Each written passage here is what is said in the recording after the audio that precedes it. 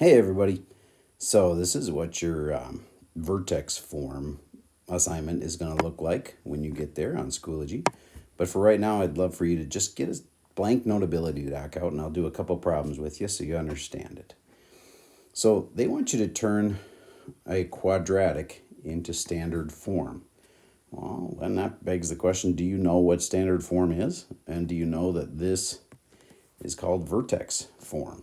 So once we do get this thing all multiplied out, we can get it into standard form, and then you'll put a number here and here and here to fill in our little quadratic. So I'll explain all that in a minute.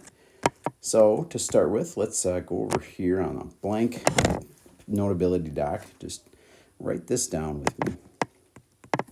If I had y equals x squared plus 3x minus 4, that would be a quadratic.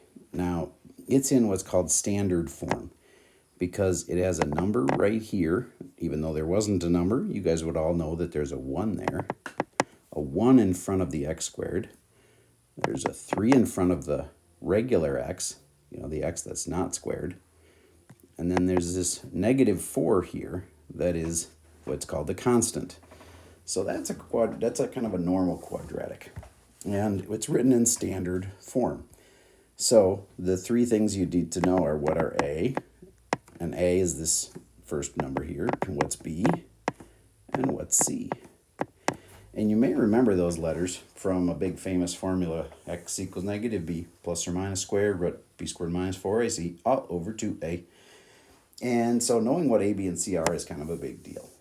All right, so there is what is called a standard form of an equation. Now, one of the things you can do is factor equations. Now, we're not ready for that to actually teach you that yet, even though I've kind of started teaching you this. This is not an official teach you factoring day, but I'll remind you that you've seen things just like this that were set up like this, and if you multiplied this thing all the way out, factored form here would turn into standard form. I'd like you to see that. I'd like you to actually multiply this thing out. So do you remember that deal where you go this times this, and this times that, this times this, and this times that? Would you please multiply that all the way out? I think it's really good practice for you to do that, because that was one of our last lessons. So I'll have the sub pause right here so the kids can multiply that thing all the way out and simplify it down, and they'll get standard form.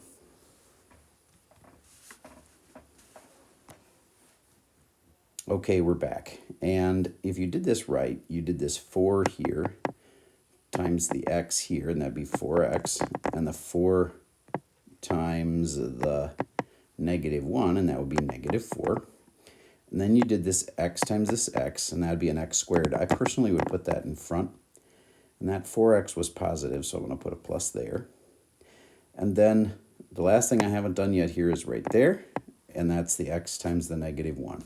I'm purposely not using FOIL. If you already have FOIL down and you did the first, outside, inside, and last, good for you. That's awesome. But we're trying to reemphasize that you can just distribute this thing out. So that last one again was the x times the negative 1, which makes negative 1x. Now some people put that right by the 4x because these are like terms. And so when you're all done, we should have a y equals in front here. We have a y equals x squared. These two go together and they make plus 3x. And then that minus 4 comes down, we get minus 4. That is called standard form. And on the Schoology quiz, they would ask you to put in what number goes here. They have a blank, they have a blank, they have a blank. And don't forget to put the plus and the minus in front of the 3 and the negative 4 when you're putting them in. On the 1, you can either put in a regular 1 or you can put in a plus 1. I thought I added the plus 1 because you're putting signs in front of the other two. So, all right, so that's how to put a quadratic into the Schoology quiz. Now, what is this other form that we have? The other form that we have, please write this down, y equals x minus 3 quantity squared plus 1.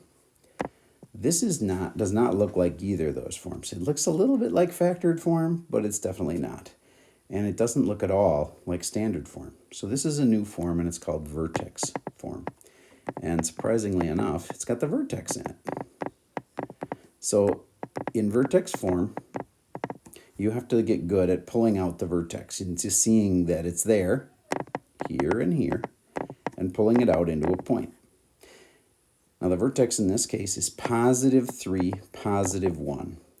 Now did you notice that we use the opposite of that number? Do you remember me saying that you would not be able to trust, don't trust the inside here?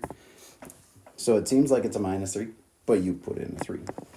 And this one you can trust. The things on the outside, the vertical things, those things you can trust. So 3, 1 is your vertex. Now, a normal parabola, when you go over 3 and up 1, and there's a dot right there. Okay, I just graphed 3, 1. A normal parabola goes like this. It goes up right to that lowest point and then goes up. So a normal parabola has a minimum. Well, that obviously, the way I said that kind of implies that there's not normal parabolas, right?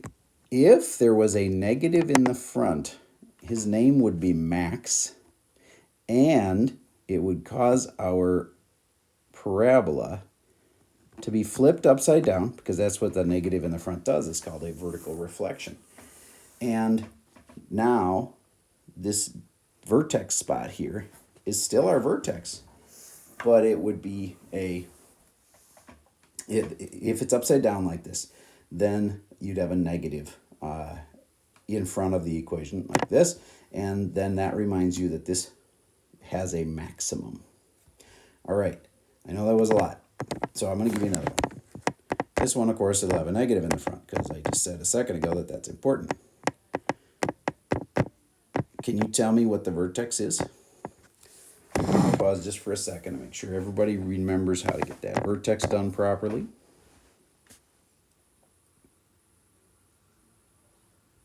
It is 7, 8. You don't trust this, so you make it the opposite of the -7. And this number here just can drop right in. So 7, 8 is the vertex. And is this one a normal parabola that's like a U shape? No, because it's got a negative in the front. This is a flipped upside down parabola, so that guy's name is Max. I know this is dumb, but it seriously kind of helps. And now when I see that, I know this is a maximum point. That means if I graph it and I go over 7 and up 8 and I put a dot, then I know my parabola goes like this. Does that make sense to you? So now, if there's a negative in the front of my parabola, then you've got a maximum. Your vertex is always going to come from here, and you never trust this one. You change the sign of that. And that's mostly it. Now, one more thing for today is if I give you an equation like this, sometimes I don't just ask the vertex. You know, that's a really easy question. If I do, the vertex would have been -3, 1. But what if I don't want the vertex? What if instead I want standard form? Well, to get standard form, you have to basically multiply this thing all the way out. And this is not as easy as you might think, because x plus 3 squared really means x plus 3 times x plus 3. And then you got to remember the plus 1 at the end. Okay, so this part here broke into that. Now it's as easy as, can you multiply this out well and then add 1 to it at the end? Let's take a second and have everybody do that.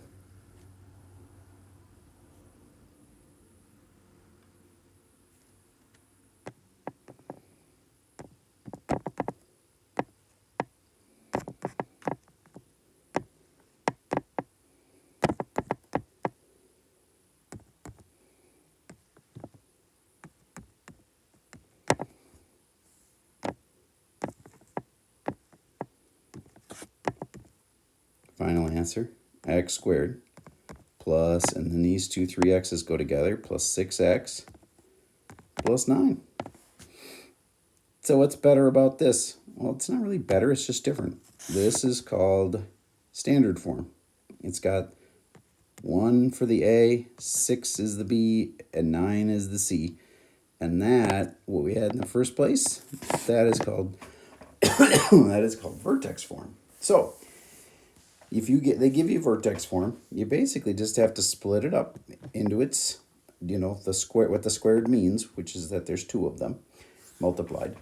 And then at the very end, you add the 1. Notice, oh my gosh, did I even remember to add the 1? I think I forgot to add the 1. Double checking myself here. Yes, I forgot to add the 1. Because the last thing I did was the 3 times the 3 made 9. And then I forgot the plus 1. So, forgive me, that 9 isn't a 9. That is a plus 1 more makes 10. All right. So that's actually my A, B, and C. Whew, at least I caught myself. Well, I'm not feeling at the very top of my game, but I did my best for you. Now let's take a look at the worksheet that you guys have. It's actually a Schoology quiz. So if you could open that up, maybe the teacher needs to pause for a second while everybody finds that Schoology quiz.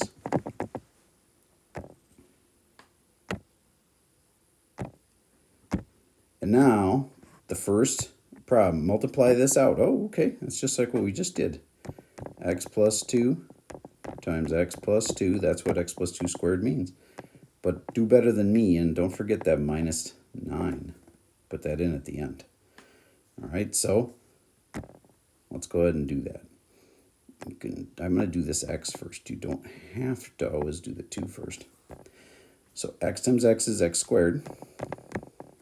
And the x times the 2 makes plus 2x. And then the 2 times the x makes another 2x. And the 2 times the 2 makes a 4. And then I remember to bring down the minus 9. Okay.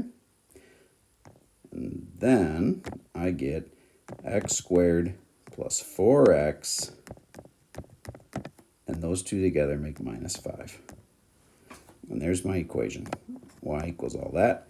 And they want me to put numbers here, here, and here. And those are a 1 for the first one, a plus 4 for the second blank, and a minus 5 for the third blank. So there's a free answer for you. Problem number 2. What is the vertex? I hope you know it's found right there and there. And don't forget to type it like that with a parenthesis. So what would it be? Let me see.